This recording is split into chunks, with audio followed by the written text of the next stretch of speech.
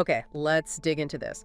We're doing a deep dive today into something, well, really specific and kind of fascinating from an ancient text. hmm We're looking at regulations around ritual uncleanness and purification, specifically chapter 15 of Leviticus. That's right. From ritual uncleanness and purification in Leviticus, we're really zeroing in on the details there. And the goal, our mission for this dive, is to really unpack the system laid out in this chapter.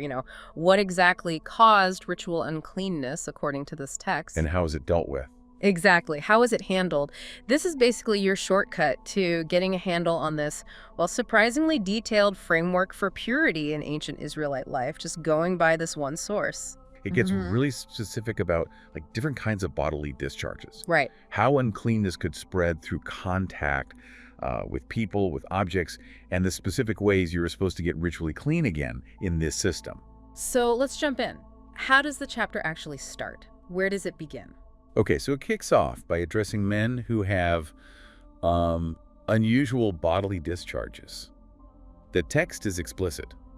This kind of discharge means a state of uncleanness. And it matters whether it's flowing or not. Well, what's interesting in the source is that it says the uncleanness applies whether the discharge is, actively flowing or if it's somehow stopped up. Just the condition itself makes man unclean. And it's not just him, right? This uncleanness, it's sort of contagious within this system. Absolutely. The source really breaks it down. It says any bed the man lies on becomes unclean. Okay. And anything he sits on also becomes unclean. Wow. That immediately makes you think about everyday life. So if someone else touches that bed or sits where he sat. According to the text, yeah. Anyone who touches that bed or sits on that seat, they become unclean themselves until the evening. Until evening. And then what? Then they have to wash their clothes and bathe with water. Huh. That's a requirement. And it's even more direct than just objects, isn't it? Like touching the person. Right. If you touch the man himself, same deal. Unclean until evening, wash your clothes, bathe. Huh. And this is where you see how easily it could potentially spread, as the source describes it. If the man spits on someone who is clean. Spitting, too. Yes. That person also becomes unclean until evening. Same routine. No. Wash clothes, bathe. It really highlights how, everyday things involving bodily fluids could shift your ritual status in this framework. Right, and it keeps going. What about movement, like writing? Yep. It extends beyond just static contact. The source says everything the man sits on while writing is unclean. Okay. And then whoever touched anything that was under him while he was writing also gets unclean until evening. And if you pick up those things, like move a saddlebag or If something. you pick it up, you also have to wash your clothes and bathe. Unclean until evening. The detail just keeps coming. There's another rule about touch. Anyone the man touches without having first rinsed his own hands with water. Ah, so hand rinsing matters for the unclean person, too. It seems so. If he touches someone without rinsing his hands first, that person becomes unclean until evening, wash, bathe, the whole thing. And there was that really interesting bit about materials, right? Clay pots versus wood. Oh yeah, that's fascinating. The source makes this distinction. If the unclean man touches a clay pot, it has to be broken. Broken, not just washed. Broken. But if it's a wooden article, it just gets rinsed with water. So what does that suggest? Why break one and rinse the other? Does the text view uncleanness differently based on the material? That's a really key detail, I think. Breaking the clay pot suggests maybe the uncleanness is seen as absorbed, deeply embedded. Or maybe porous stuff is just permanently affected in this view. Okay. Whereas rinsing the wood implies it's more surface level, something you can wash off non-porous things, at least for this specific kind of uncleanness transmission. It gives you a little window into the logic, of how they saw ritual impurity interacting with the physical world. So how does the man actually get clean again after all this, according to the source, if he recovers from this discharge? Right. The text lays out a specific process for when he's cleansed from this particular discharge. First, he counts off 7 days for ceremonial cleansing. It's like a waiting period, transition time. 7 days, and then? And then on the 8th day, the source prescribes something very specific. He needs to bring 2 doves or 2 young pigeons to the priest Where? at the entrance to the tent of meeting the sanctuary. Okay, so it involves the priest and the sanctuary. What does the priest do? Yes, the priest is the one who handles the ritual here. He sacrifices the birds. One is specifically for a sin offering, and the other is for a burnt offering. And the purpose? According to the source, this is how atonement is made before the Lord for the man, specifically because of his discharge. It's the prescribed way to resolve that ritual impurity. Got it. So specific animal sacrifices done by a priest at the sanctuary are needed for cleansing or atonement, as the text puts it, after this specific kind of prolonged discharge in men. So that covers that condition. Where does the source go next? What's the next type of uncleanness? After that, the source moves on to another cause of male uncleanness, an emission of semen. Okay, and how does the text treat this compared to the prolonged discharge we just discussed? Is it the same level of uncleanness? It seems different. This condition is described as causing a shorter period of uncleanness. When a man has an emission of semen, the text just says he has to bathe his whole body with water. Just bathe. Bathe his whole body, yes. And he'll be unclean, but only until the evening. Much shorter. And what about like clothes or bedding? Any clothing, or, interestingly, leather that the semen touches also becomes unclean until evening, and it has to be washed with water. Okay. Does it mention sexual activity? It does, explicitly. Yeah. The source says that when a man and woman have sexual relations, there's an emission of semen, both of them have to bathe with water. Both? Both. And they're both unclean until evening. So the purification here is much simpler, just bathing. And the uncleanness only lasts until evening. That's quite a contrast to the 7 days and the sacrifices for the other discharge. It is. What does that difference suggest about how the source views these conditions? Well, it strongly implies that within this ritual system, a temporary emission, maybe seen as more common or normal perhaps, is definitely a different category of uncleanness than a prolonged, unusual discharge. Makes sense. It still requires purification, absolutely, but the way back to being ritually clean is quicker and less complex. It suggests, a lesser degree of ritual severity in the eyes of this text. Okay, so after dealing with male emissions, the source then turns to women. Yes, exactly. It shifts focus to women. And it starts with a woman's regular monthly period. Her period. How long does the text say the impurity lasts for that? The text states her impurity lasts for 7 days. 7 days. And does it follow the same pattern for transmission, like if someone touches her? It does. Just like with the man's prolonged discharge, anyone who touches her during this 7-day period becomes unclean until evening. And objects. Her bed, things she sits on. Also parallel. Anything she lies on or sits on during her period is considered unclean according to the text. Okay, so if you touch her bed or, say, a chair she was sitting on? Same rule applies. Touching her bed or anything she sat on makes you unclean until evening, and you have to wash your clothes and bathe. Right. The source is very clear. Applies to the bed, applies to any other object she was sitting on. Contact transmits that uncleanness until evening.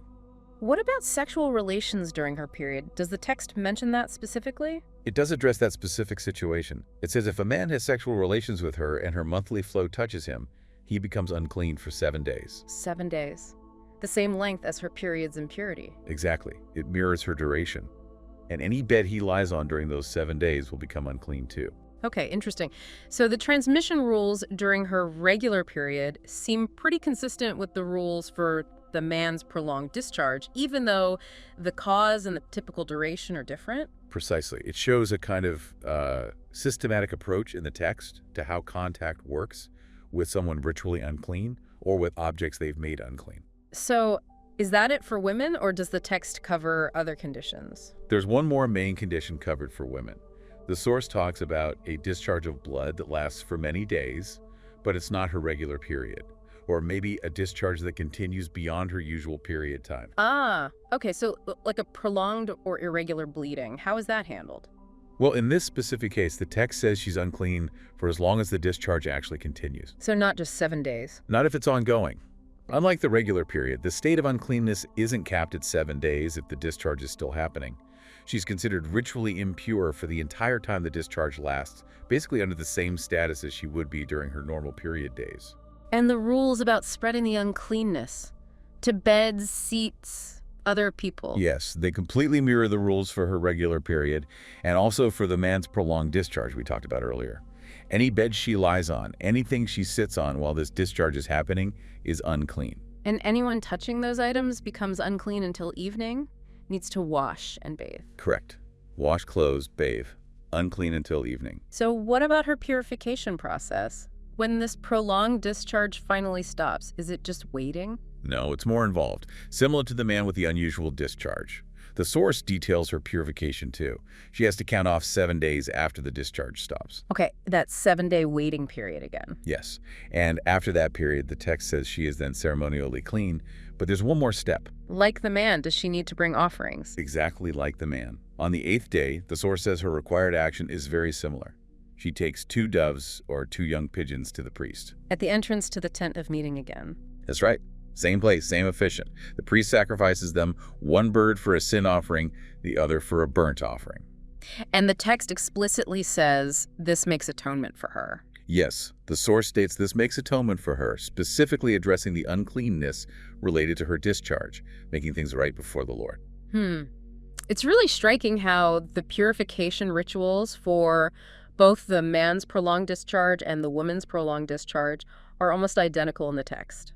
They are parallel, aren't they? Yeah, both need that 7-day waiting period, then specific offerings on the 8th day done by the priest at the sanctuary.